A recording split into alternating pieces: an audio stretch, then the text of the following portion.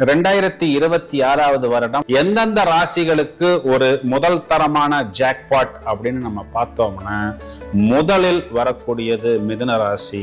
ராசிக்கு 2ஆம் இடத்தில் குரு உச்சமடைந்து இவங்களுடைய தனம், குடும்பம் மற்றும் வாக்குஸ்தானத்தில் பொருளாதார ரீதியாக ஒரு நல்ல உச்சத்தை கொடுப்பதற்கு தயாராக இருக்கிறார். பிறகு கன்னி ராசிக்கு 11ஆம் இடம் அப்படின்னு சொல்லக்கூடிய லாபஸ்தானத்தில் குரு பகவான் வந்து அமர்ந்து இவர்களுக்கு நிகரற்ற லாபத்தை கொடுப்பதற்கு தயாராக இருக்கிறார்.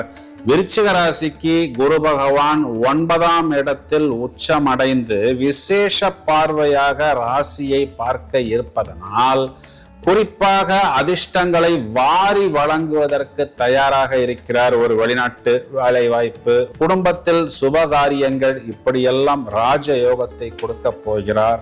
மகர ராசிக்கு குரு பகவான்